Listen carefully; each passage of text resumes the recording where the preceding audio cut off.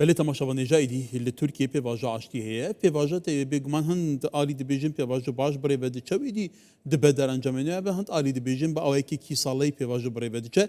Hin dibêjin jî pêvajo taktik e kuştina demî ye bu destxistina hin armanca ku li dervey sinûrên Tirkiyeyê dî her kesek weke xwe taqîba rewşê dike. Bizanbîn gelo di bingehê xwe de çaye mêvanekî min heye em ê serincayî jî werbigîn bizanbîn gelo rewşawayê. Birêz Celaleddîn Can parlamenterê berê HDP li Stenbolê gelmeye. Birêz Celaleddîn êvareta baş be. Êdî wê sibê konferansê nêvdoletî bi hevsengandina pêvaja aştiyê li Stenbolê birê ve diçe. Ev konferansa gelo wê berekê li ser berekê danît wê çi derencamê hebin biyate.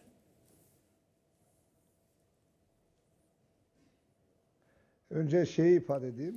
Destpêkê vê bêjim ji bo temaşevanan silav û rêzên xwe pêşkêş dikim. Parlamenteri değilim.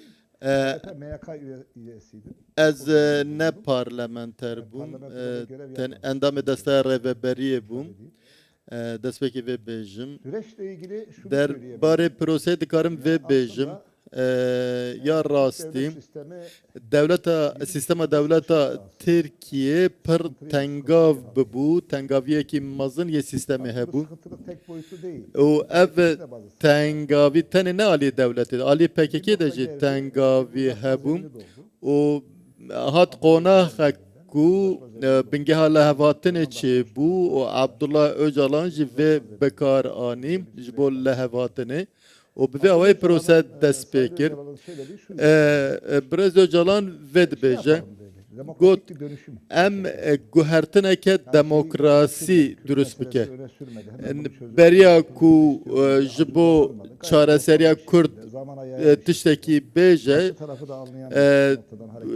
ji bo dilê aliyê hember jî bigire got were em dest bi proseyekê bike. Em guhertineke demokratîk bikin.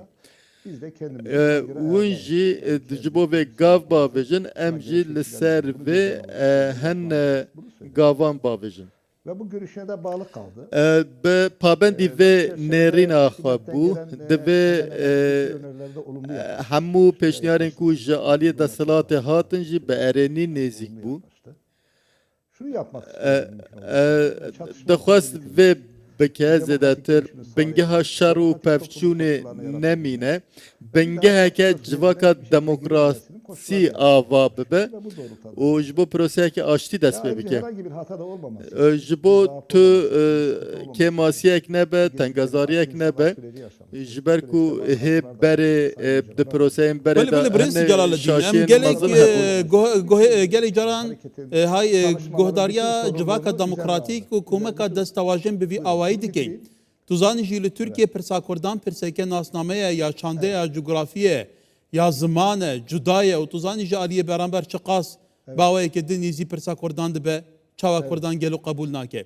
Kewata yani bi van destewajan biyate wê rewşara ser bibe wê civakeke demokratîk hebe wê wek hevî hebe heta dawiyê nizamî çi hebe an pêwîst e Kurd teamîl edît gel beramberkin ku pirsa wan pirseke netewiye cuda ye.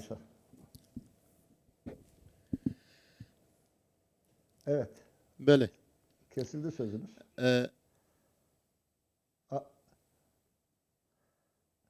Evet. Belê Sizi deng dinliyorum. godariya we dikim deng baş nebû. Sesimi alıyor musunuz? Belê me got gelek caran destewaje hene hevûk hene li sebaretê prosêtê ne bikarînan ji aliyê Kurdan ve civaka demokratîk nizanim çi demokratîk yani pirsa Kurdan li Tirkiye pirseke netewî nasnameye heta niha jî nayê te qebûl kirin. Heta niha jî bawekî nejatperstî eqlekî gelekî dugmayî nêzîkî Kurdan dibin. Gelo bu aliyên Kurdan xwe li vê rastiyê de ne paş. Bi vî çarçivî dînateya efsana heye civaka demokratîk li Tirkiye were Türk mafê Kurdan qebûl bikin. Yan pêwîst e Kurd xwe naxapînin pirsa wan ya cuda ye. Hocam beni yönlendirmeseniz. Belê. Şimdi hocam beni yönlendirmeseniz iyi olur. Soru sorun sadece.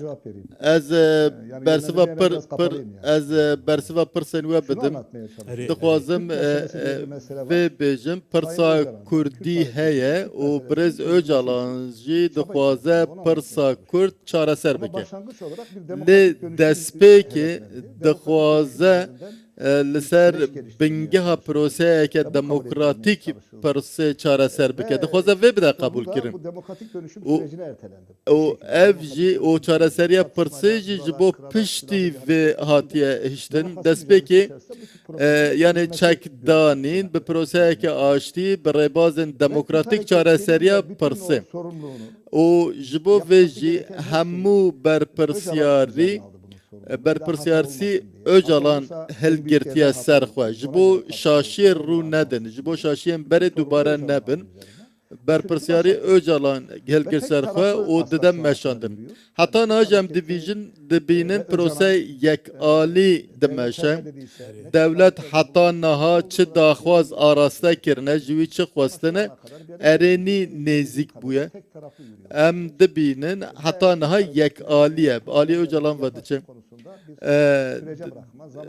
lê alî Tirkiye dixwaze dem qazanc bike gêro bike ji bo proseyekî bihêle û gelê Kurcî tevgera Kurcî ji vê nerazî ye yek alî dimeşe Belê kevata dibî çarçovî de gel û tu bi bawerê ku dê prosê ser bigire berdam aliyê Kurdan dibêje aliyê beramber bawekî praktîk nêzîkî çareseriyê nabe gavên yasayê desturî nayê navetin Ben onu bilemem. Ez nikarim bersiva vê bi tamamî bidim şirovê bikim lê dikarim vê bêjim tevgera Kurd û pêşengên tevgera Kurd bi hestiyarî nêzik dibin ku ji bo proses serkevin û hemû berpirsyariyên proseyê ji hilgirtine ser xwe lê dîsa ji qasek û dibînim devleta Tirkiye kar gêro dike giran tevdigere hêdî tevdigere ji ber vê jî prose bi yek alî dimeşe eva çi qas berdewam dibe em dibînin hen bendewariyên wan hene eva çil salin şerekî çekdarî heye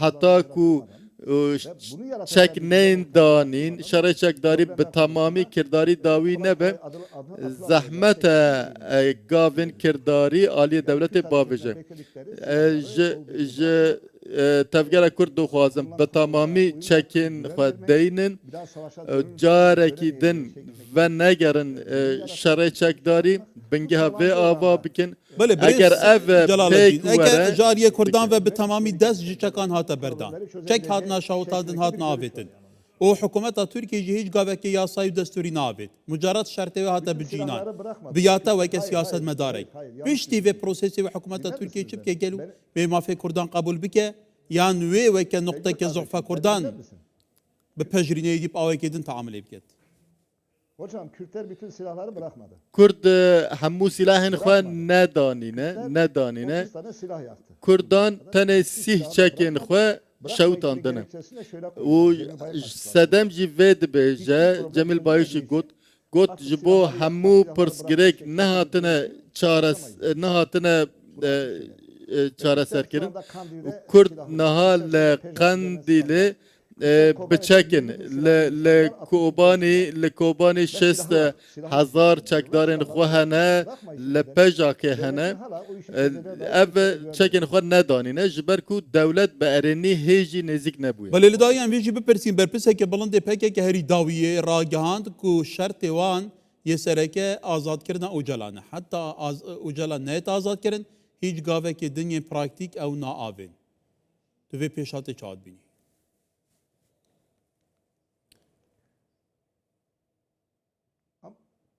Öcalan olayı bir şeydir yani orada bir unsurdur. Yani nêzîkatiya Öcalan jî babetek ye ew jî pêşengê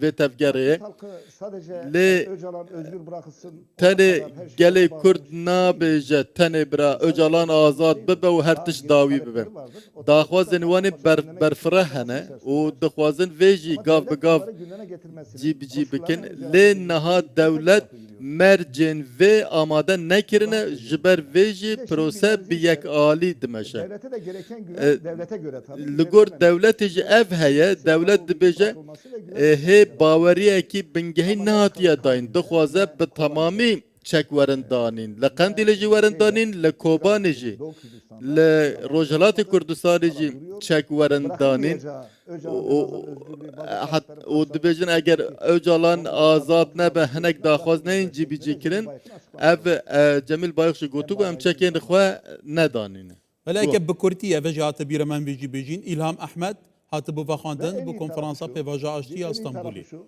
en iyi Lê tarafı şu. ev xwasteken hatı jî bêjîkirin cariye Türkiye ve çima gelin. İlham evet edildi, evet.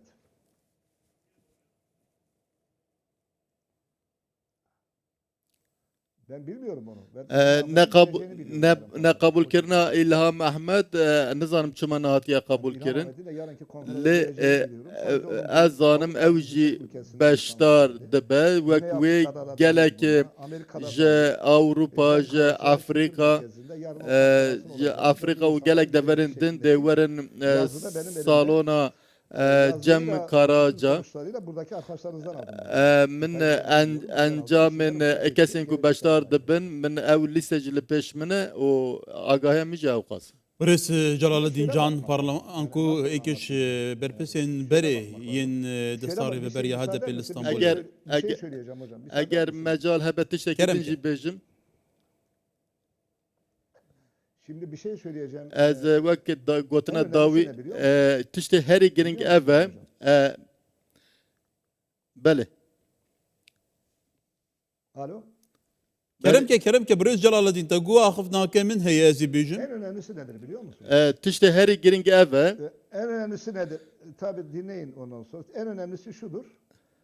Kürtler bu konferansa çok güçlü bir şekilde katılıyor. Kürt bawekî bihiz beşdarî vê konferansê dibin nûnerên Serok Barzanî heye her wan nûnerên Nêçîrvan Barzanî jî beşdar dibin.